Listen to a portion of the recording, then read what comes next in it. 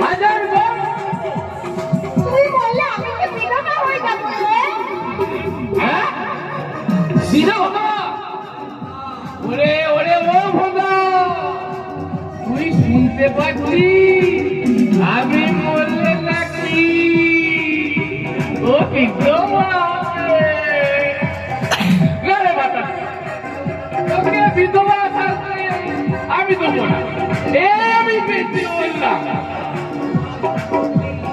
তোমার ভাত ধু ধু ধু ধু লেখা থাকলো, আমার ভাত ফুল বেগুলাকে তুমি সাথে পেয়ে গেলে গেলো বাবুই তো। এই লক্ষিন্দর ছাড়া তার বেহুলা কি ওই ভজার বেটা কান থেকে বিয়ে করতে পারে?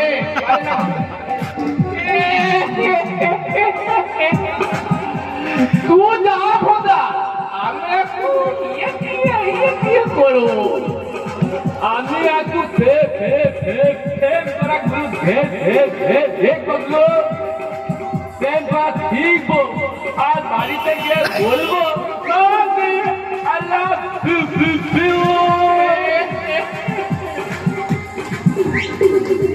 দেখলি বাতাসি, দেখলি ওই ভোদাও কেমন প্রেম করা শিখে গেল। তার শিষ্য দেখতে হবে তো। তোর কথাগুলো ভারী মিষ্টি রে বাতাসি। আরে মনে করা, আবার আমাকে বাতাসি কেন বলছিস রে? বেহুলা বলতে পারিস না? বেহুলা?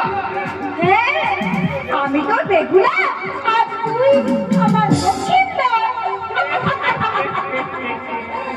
একটু কাছে আয় না বাড়ি, দেখি আমার পাশে তোকে কেমন মানায়। চরম।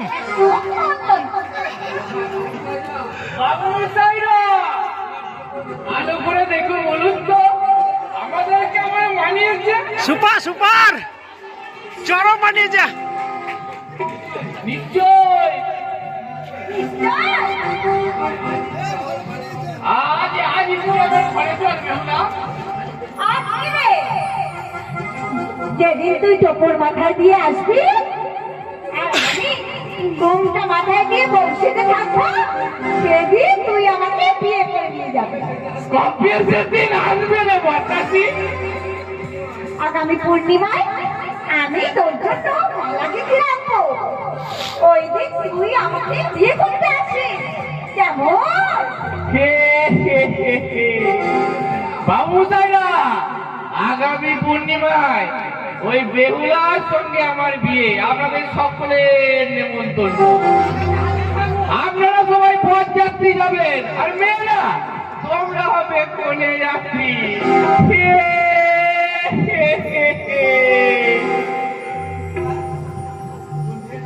তোর বিয়ের সাথে আমি কথা বলে মনে করা এমন শিক্ষা দেব যে জীবনে কোনোদিন আর বিয়ে করার জন্য লাফাবি না।